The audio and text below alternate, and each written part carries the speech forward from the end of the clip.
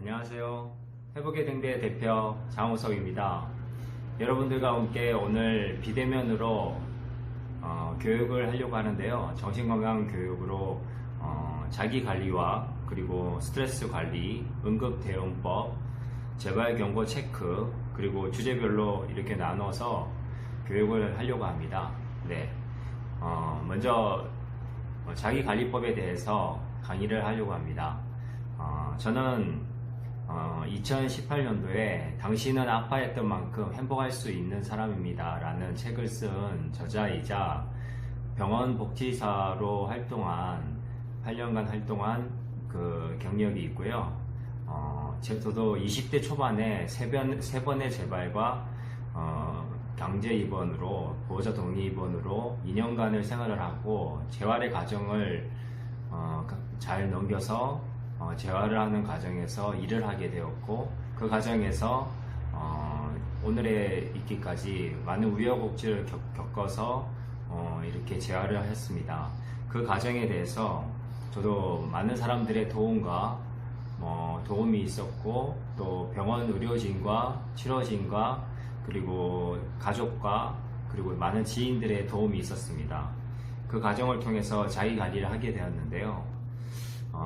정신질환은 자기 증오에서 시작돼서 불통으로 가고, 그래서 소통되지 않는 것으로 인해서 인생의 걸림돌이 된 것 같이 보이지만 사실은 또 다른 성장의 발판이 될 수 있는 계기도 될 수 있습니다.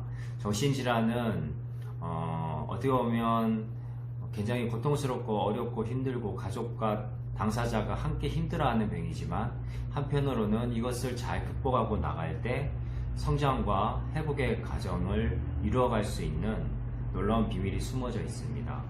관계 회복은 감사에서부터 시작된다, 이런 표현이 있는데요. 감사는 행복, 사랑 에너지의 5배나 되는 놀라운 에너지라고 합니다.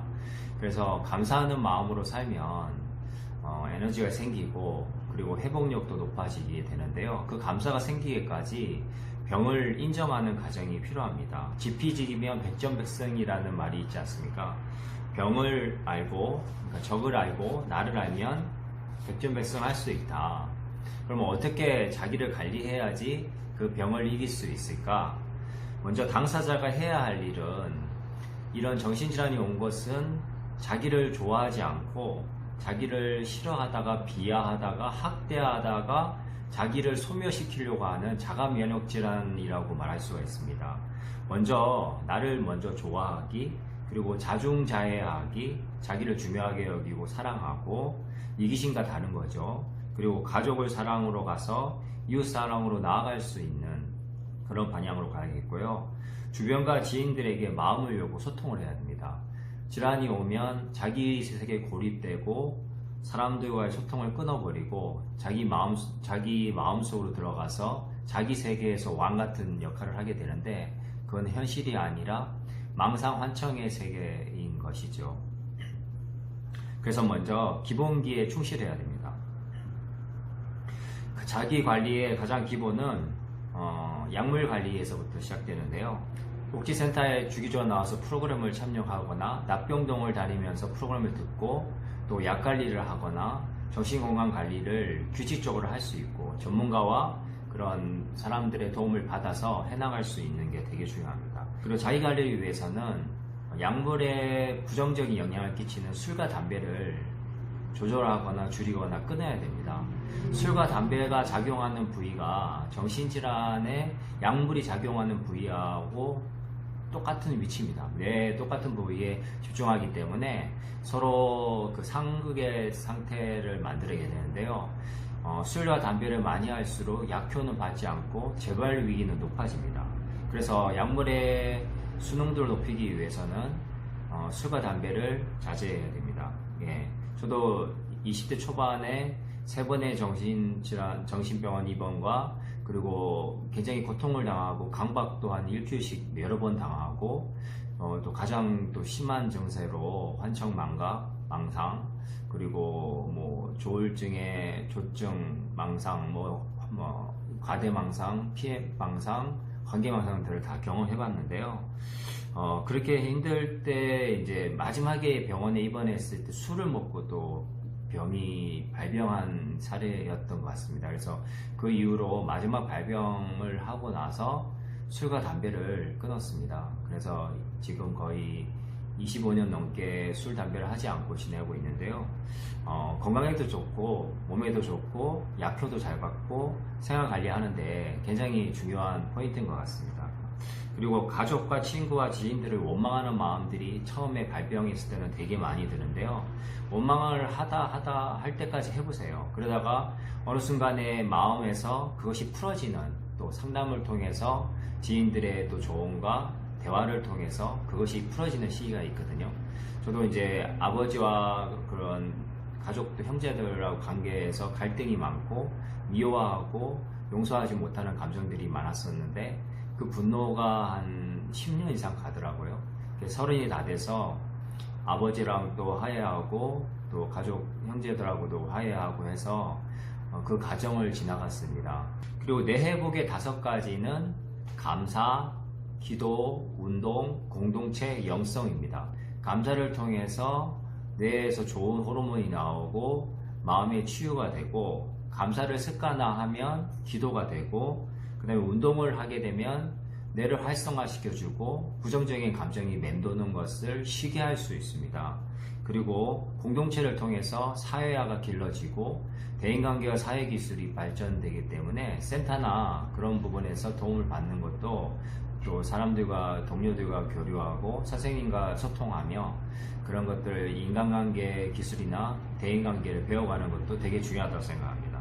그리고 영성으로 종교 생활을 하게 되고 신앙생활을 하게 되면 이런 질병 가운데서도 의미 있고 가치 있는 일을 찾을 수 있는 그런 깊은 뜻을, 가치를 발견하게 되면 마음이 더 평안하고 의미 있는 인생을 살아가는데 큰 힘이 될 거라고 생각합니다. 예, 가족도 물론 가족이 굉장히 힘이 되는데요. 가족은 사랑하면서도 미워하는 애증의 관계입니다. 이 갈등과 아픔을 함께 하면서 편안하고 좋은 사람이 가족이 돼야 되는데, 어떨 때는 고통을 주고 가까이 있는 게 너무나 괴롭고 힘들 때가 많이 있습니다. 그래서 가족 안에서의 갈등을 회복할 수 있는 것이 적절한 거리감을 가지고 가족 간에 소통할 수 있고, 감정 표출을 심하게 해서 재발을 일으키는 것이 아니라 적절한 거리감을 둬서 가족과 나와의 심리적이고 사회적인 거리가 필요하다 합니다. 그래서 너무 많은 걸 가족이 다그치거나 가까이 하게 되면 스트레스를 많이 받고 재발의 위기를 자주 경험했는데요. 저도 20대 초반에 부모님과의 갈등, 형제와의 갈등이 커서 가까이 하면 할수록 스트레스를 받고 싸울 일이 많이 생기고 갈등이 되게 심해서 나중에는 부모님도 가족 교육을 받고 적절하게 저를 쉬게 하고 편안하게 해주는 방법, 그냥 들어주고 공감해주고 지지해주고 기다려주는 그런 부분들을 통해서 소통의 변화가 겪게 됐는데요. 그리고 이런 재활의 과정에서 필요한 것은 아까 말한 기본적인 생활 루틴을 지키는 것 외에 그런 것을 통해서 생산적인 일을 할 수 있는 알바나 일로도 연결될 수 있는 부분이 되게 중요하다고 생각합니다. 이런 정신건강복지센터에서 프로그램을 열심히 참여하고 또 연계되어서 정신재활시설이나 그룹홈으로 가서 또 생활하다가 또 일자리 창출이 됐을 때 연계되어서 자기에게 맞는 일자리에 찾아간다거나 워크투게더 같은 장애인 공단에서 시작하는 일자리 찾아주는 그런 것을 통해서 갔다가 공공근로나 여러가지 루트를 사용해서 일반 직장으로 들어갈 수 있는 사람들도 많이 봤거든요, 주변에서. 그래서 재활의 루트를 한 걸음 한 걸음 걸어갈 때 일하고도 연결될 수 있고 재활의 과정을 걸어갈 수 있다고 생각합니다. 저도 마찬가지로 20대 초반에 심각한 정신질환을 겪었지만 그 과정을 통해서 가족과 분리되고 독립되는 시간을 가졌고, 또 저만의 알바를 시작해서 노래방에서 알바를 시작했고 5년 정도 일을 하다가 태권도 사범으로 또 배우고 싶은 취미를 하다가 그 취미가 또 직업이 돼서 태권도 사범 일을 10년을 하게 됐고, 또 30대에서는 사회복지 공부를 33살에 늦게 대학에 들어가서 공부를 해서 4년을 졸업하고 37살에 정신건강의학과 병원복지사로 취업이 돼서 일반인들과 함께 더불어 일을 하게 됐고, 그리고 이제 사회복지 자격증 1급도 따고 이렇게 하면서 재활의 과정을 한 걸 한 걸 나아갔습니다. 그리고 저에게 주어진 일을 하고 봉사를 하고 달리다금의 일에 봉사를 하고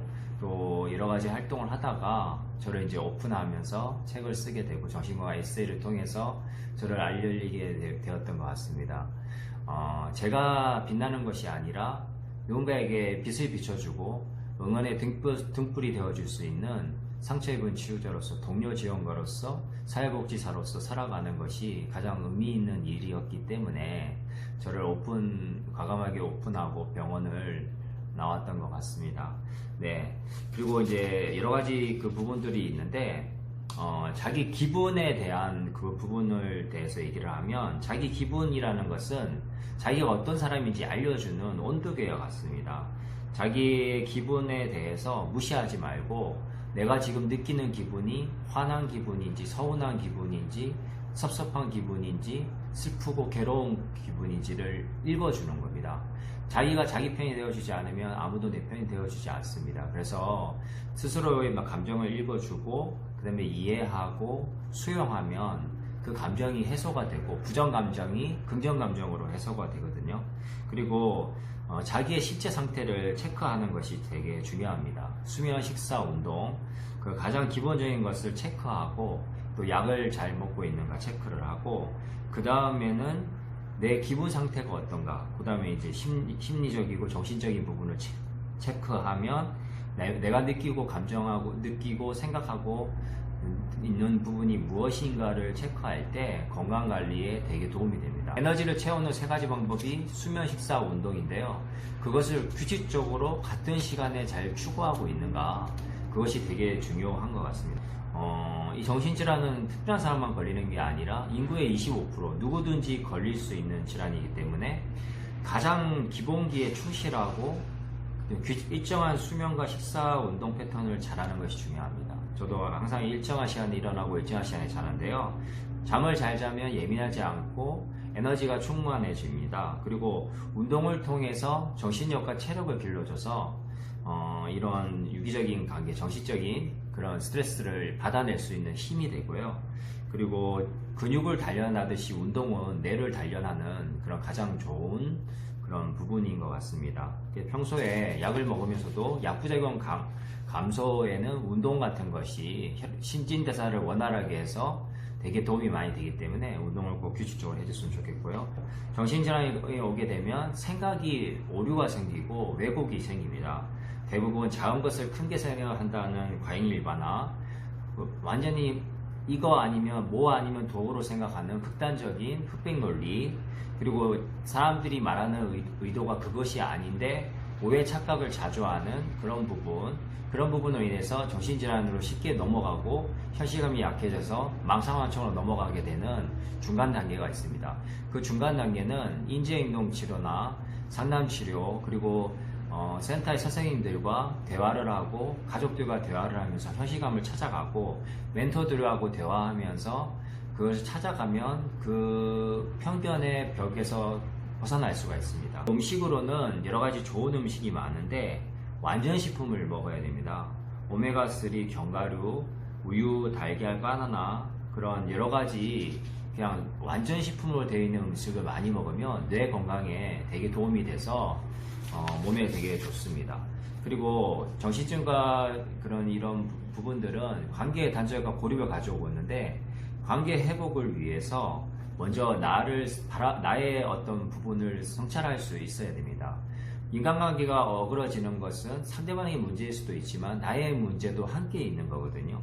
그래서 남들의 말에 남들이 너가 이러이러하더라 했을 때 그런 것들을 좀 잘 수긍하고 받아들이고 나에게 만약에 뭐 고쳐야 할 점이 있으면 그것을 조율하면서 고쳐나가면 사회생활, 사회성도 좋아지고 인간관계에서도 더 소통이 잘 될 수 있는 그런 부분이라고 볼 수 있습니다.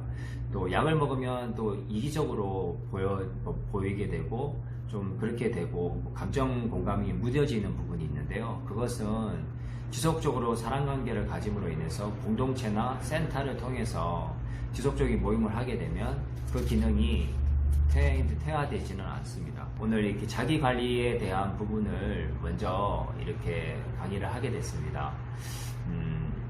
그 다음 편에는 스트레스 관리와 재발 경고 체크에 대한 얘기를 하겠습니다. 얘기 들어주셔서 감사합니다. 감사합니다.